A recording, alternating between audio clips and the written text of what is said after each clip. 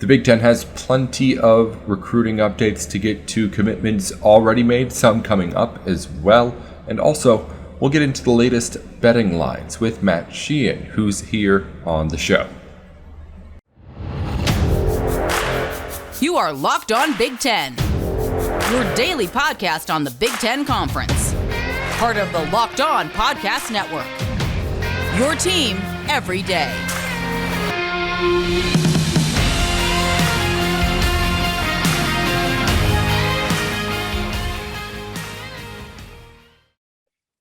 You're listening into Locked On Big Ten. We're going to go over some recruiting updates here with John Garcia Jr., who joins us on the call.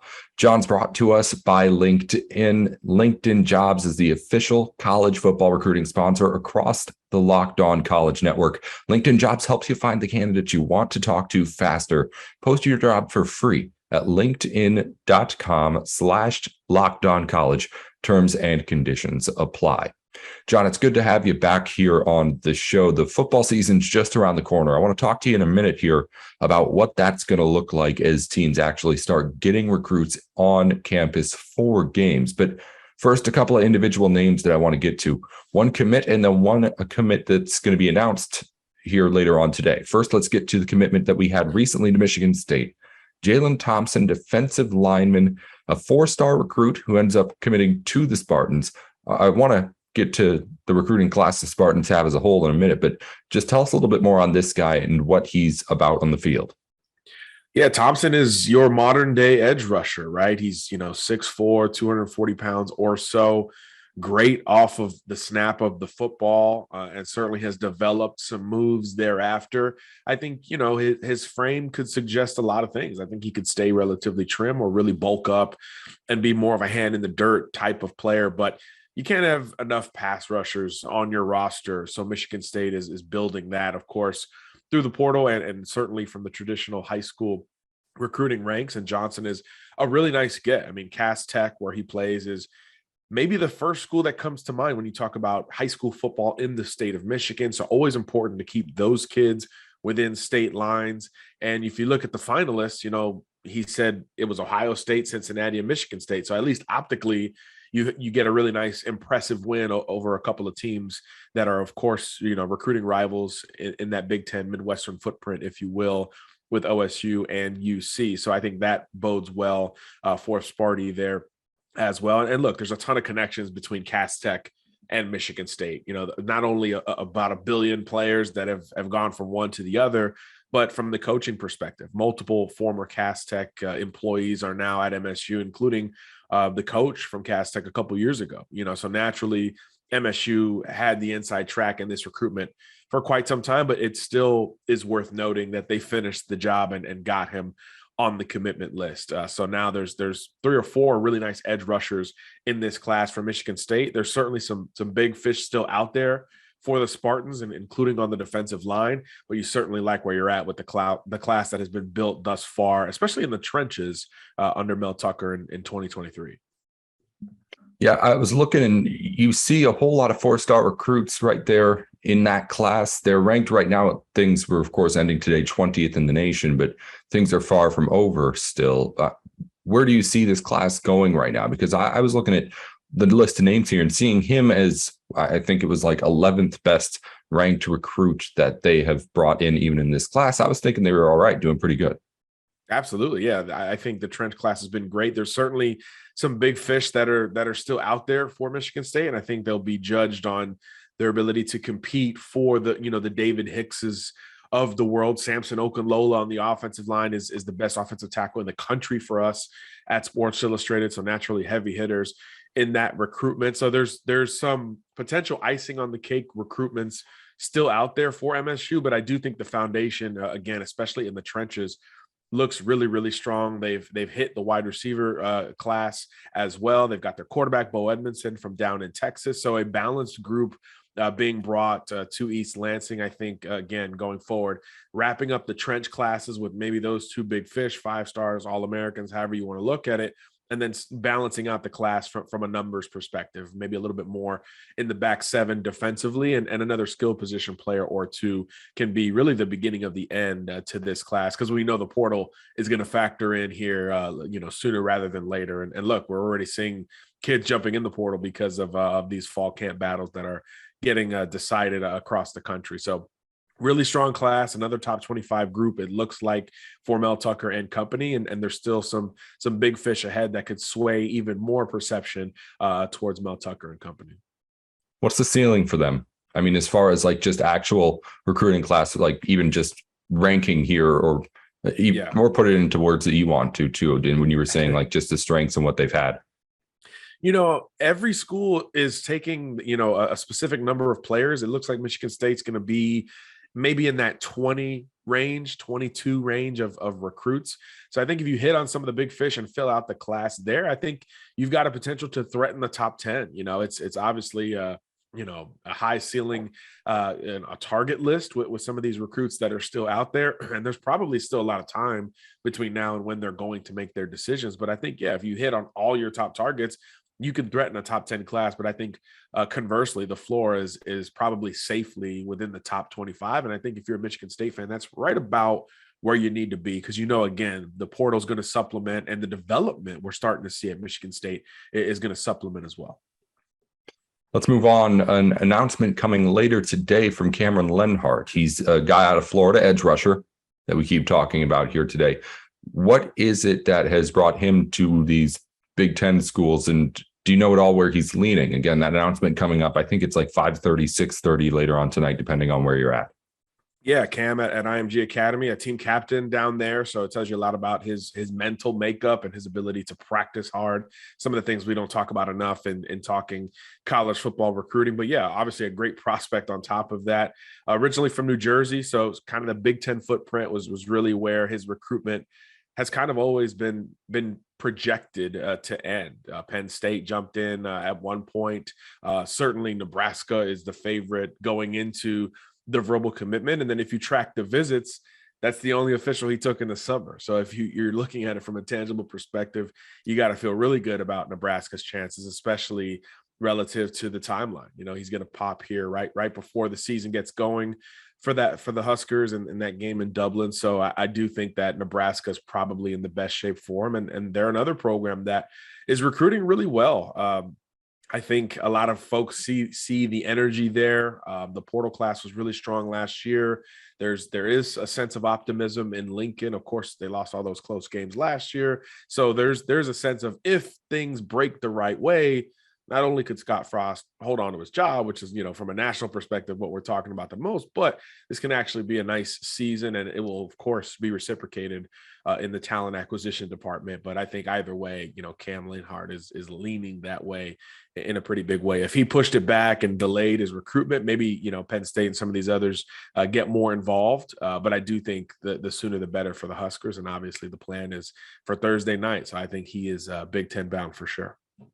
We'll find out again by this time tomorrow where he ends up going. But as we get into the season, you mentioned Nebraska has a game in Ireland coming up. I don't think recruits are going to be going to that one. But after that, it will be time to actually get into one of the coolest parts for the recruits, going to games, seeing campuses while there are students there, teams there, and being able to get a little bit of experience of what it may be like. What is some of those biggest games that we're going to see? I mean, you have Ohio State, Notre Dame in that first week. You have Penn State playing Purdue in that first week. As far as like some of the biggest recruits that are going to be coming in like the first few games of the season for Big Ten teams, what do we know already about what's going to be some of those big opportunities? Yeah, I mean, obviously every Big Ten home game is going to be well sourced from a recruiting standpoint, but really nationally, this Ohio State Notre Dame game is the one. I mean, that's the one where you see kids already 2, 3, 4 weeks ago saying, hey, like, I want to get to that game. So not only in this class of 2023, but I think even the young recruits, 2024, 2025, maybe even beyond, will be sort of clamoring to get to that game. So it'll be interesting to see how Ohio State handles that and how Ryan Day and company prioritize certain recruits, because there's only so much time you have during a game day weekend, because obviously you've got to game plan, the pregame stuff, who's available, injury report, or, media obligation, the last film reviews. It's really hard to use that time management to your advantage. But, Ohio State is obviously experienced in that department. And yeah, the visitor list is growing by the day, but there's already some really, really big headliners. Not only will many of the Buckeye commitments come back home, I guess, quote unquote, but a lot of the top uncommitted recruits in America will be there, including prospects at the biggest position of need for Ohio State, which is pass rusher. You're going to have Keon Keeley, who's the number one pass rusher in the country, and ironically, a former Notre Dame commitment. He'll be on campus. And then depending on where you look, the number 2 or 3 uncommitted pass rusher in America, Damon Wilson from Venice High School in Florida, he'll also be in the horseshoe for that game. So satisfying the biggest position of need for Ohio State is a really big deal, and they're going to get that in-person impression. And then, of course, those kids will get time with Larry Johnson thereafter. So I think Ohio State's class is going to wind up just fine, as it always seemingly does. But, yeah, it's going to be a huge, huge visit weekend in Columbus, and I can't wait to see that final list. Going to be huge for a lot of reasons. That weekend start off the season for Ohio State against Notre Dame. If you want to know about a recruit, John Garcia Jr. is going to be able to tell you at least a little bit about him. And that's why we bring him here on the show to talk about all the recruiting stuff that we do here in the Big Ten. John, thanks as always for taking the time again to join us on the show. We'll talk to you again soon. Sounds good, Nate. Thanks for having me. Thanks again for making Locked On Big Ten your first listen every weekday. The ultimate college football preview is here, a 7-episode preview with college experts, local experts, and Odyssey College Football Preview Insiders. It's everything you need to be ready for the college football season in one spot. The Big Ten episode is out, so go check it out. I'm there to talk about Big Ten stuff as well as some of the Big Ten hosts from around the network. You can go listen in on it right now. And also search for the Ultimate College Football Preview on your Odyssey app, YouTube, or wherever you get your podcasts to find it there too. Let's get back into things. We got Matt Sheehan in on the show to break down the weekend of games in the Big Ten and how exactly BetOnline sees things as we take a look at the betting lines here on the game. All right, you tuned in to Locked On Big Ten alongside Matt Sheehan. Locked On Spartans in with us. I'm Nate Dickinson. We got football this weekend, which means we got lines to look at, games to go over. Matt, it is finally here. I've been pumping everybody up just with any Big Ten sport that's been happening over the last couple of weeks, but now we get to the gridiron in Ireland, of all places, on Saturday. But we'll get to that in a minute. But sure, we're finally back to the point where we can get back to all the betting lines, of course, provided to us by BetOnline. God, what a time to be alive, Nate. Hey, look, this offseason was fun for the Big Ten, right? We're adding teams. They're getting trillions upon zillions of dollars in network deals. There's a lot of transfers going on, a lot of storylines. But you know what? Nothing beats just actually talking about actual football. So let's just get into it. Of course, the home of Big Ten football, Dublin, Ireland, hosts the first game of the season for us, as poetry tells us. So that's what a beautiful way to start the year, baby. Woo! Listen, it's going to be a really, really interesting season for sure, and a real interesting game to start off too. Nebraska and Northwestern, right now at least, I mentioned that Nebraska is getting a little bit of hype here, but any sort of slip up here at any point at the start of the season and all that kind of goes away, I think, right away. Right now here, though, they're 13.5-point favorite. It's gone up. It was 13 earlier in this week, but at least where that stands right now, I'm interested to see where you're at, because that's a lot of points. It is a ton of points. And actually, like this morning, I was thinking, as I always do, I start every morning thinking about Nebraska football. I was thinking, like, what if Nebraska does lose this game? Like that thought just entered my head. Like, is Scott getting left overseas? Is he getting left across the Atlantic Ocean? Like, I don't. It'd be a really bad start, because this is a team, obviously, as we all know, that lost 9 games last year, all by single digits. And the way they lost got so contagious that by the time, mid-October rolled around, November rolled around, like they just couldn't help but to stay in their own ways. So getting a win in week 1 in Dublin, Ireland, whether it's by 2 points, 42 points, they just need a win in the worst way possible. I think it comes, obviously, 13 points. You're not labeled that heavy of a favorite for no good reason. Vegas knows what they're talking about. They got a great quarterback transfer in Casey Thompson, a lot of good wide receiver recruits. They also brought in who I think is a dynamic offensive coordinator. Now, of course, with all that said, you still got to connect all those dots together. That's a lot of chemistry that has to happen in one offseason right off the jump. But I'm expecting a good year for Nebraska. I've been sipping that red Kool-Aid at an alarming rate, even though the last few seasons of Scott Frost football has obviously taught me to not take any hype, but I am a sucker for it. I'm all in. And also on the contrary too, I just don't see it with Northwestern this year. I don't. I'm sorry. I know they return, a good amount of starters on offense, but is that an offense that we want to see a lot of starters return on? I don't necessarily know. So yes, if I'm making a pick right now after that rambling right there, I'm going to take Northwestern. I'm sorry. I'm going to take Nebraska minus 13 on the proverbial road in Dublin, Ireland. So yes, Huskers minus 13. They're going to get it done because I don't think they're going to let their foot off the gas either, because Scott Frost has to show his team that, hey, we're not just good this year. We can be great. If we're up 25 points going in the fourth quarter, let's make it 35. Let's make it 45. So I think that there's not going to be a lot of nice play here. Scott Frost is going to score as many points as humanly possible, even if the game's done by the fourth quarter. That's where I'm at. I think you mentioned the biggest thing for me. It's that I don't really know how good Nebraska is yet, but I'm fairly confident that there's a pretty decent gap between where these two teams are going to be, at least for the length of the season, right? So when you look at it that way, you throw this into a situation like this where you're in Ireland, you don't know like just physically what people are going to be like when they've gone that far in trying to play a football game. But also when you throw all that together with the fact that it's just a weird, unique situation where you're also kind of spending the week being a tourist, I'm sure, at some points while trying to get through and get ready for a football game too. It's really just kind of something where I think if your team's that much better than whoever you're playing, you're got a pretty good chance of just kind of blowing things out of the water. First game of the season in a normal situation, but when you're doing it in this kind of neutral site special event deal, I really think that does make some sort of difference here. But more than anything, it's the reason why I think it's going to make a difference in the actual final score is because I think Nebraska is that much better. But yeah, I'm at 13.5 points. I would love to see it get up to 14 and then be able to take that side of things too. But we'll see. I don't know exactly what the line's actually going to be able to do. But if I'm someone who's like on the fence there, if you're waiting to get to 14, that's a whole different story, of course. But I like it. I like it at 13.5 points too. I'm taking Nebraska as well. No doubt about it. And look, if Nebraska's going full bore, pedal to the metal, they're racking up as much points as possible. I don't know how much I trust Northwestern playing from behind. Like the only redeeming quality of that offense is running back Evan Hull, who I think is very good. And yes, he can catch balls out of the backfield. He can be part of this passing game. But returning quarterback Ryan Helinski, I just don't know how much I really necessarily trust him.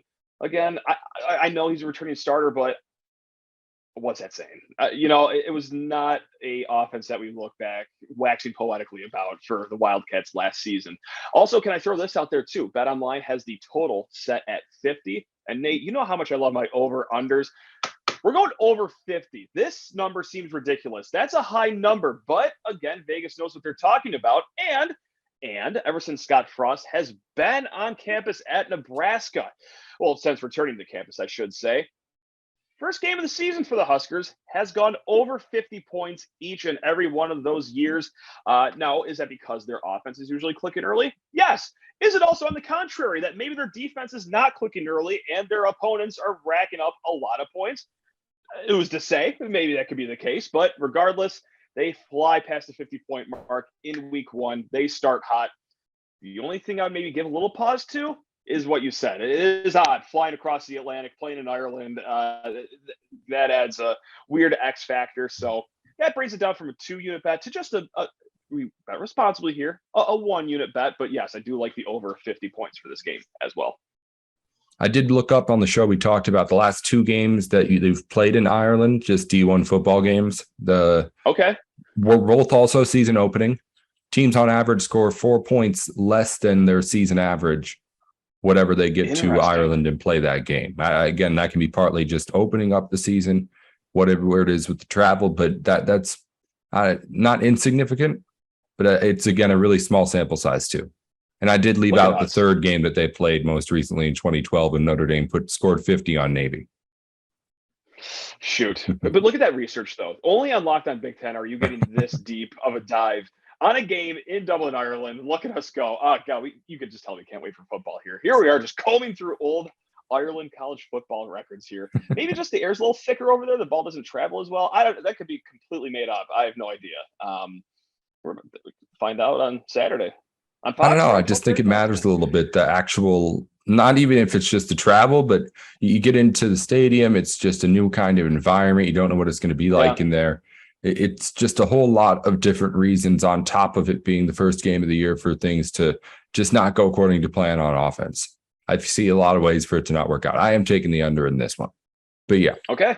All right. Fair. Hey, look at us divide. We usually agree on a lot of bets. Look at us being divided right now. Some debate on the podcast. Whew, look at us. We got Illinois too, -11 and a 44-point over under against Wyoming. I don't know. What do you think about any of that stuff with the Illini right now?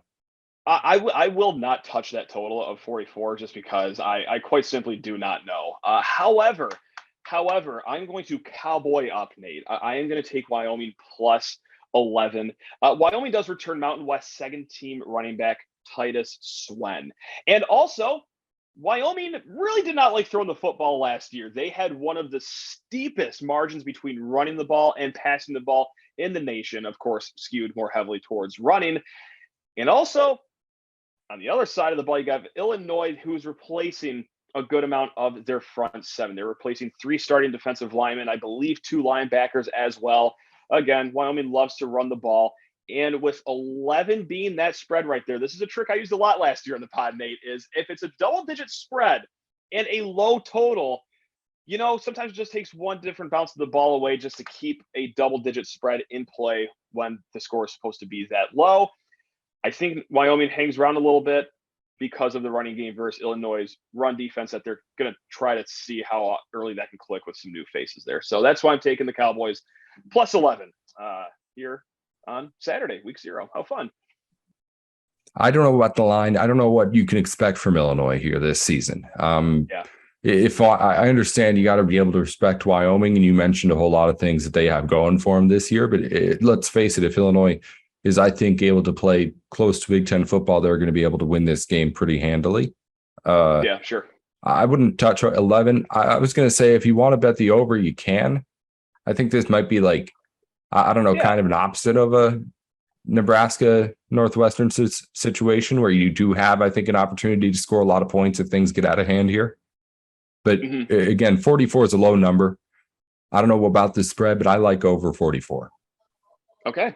I like that a lot. And also, look, just over is fun to bet on too, it's just the more fun of the bets to make. And I'm going to sit here week 0 at 4:30, watch Illinois, Wyoming, and not make at least 1 or 2 bets on this game. Please, no, we are going to be wagering here in week 0. We've been waiting all summer to do this. So yeah, you know what? I'm telling you, I'm going the over as well. Let's get nuts.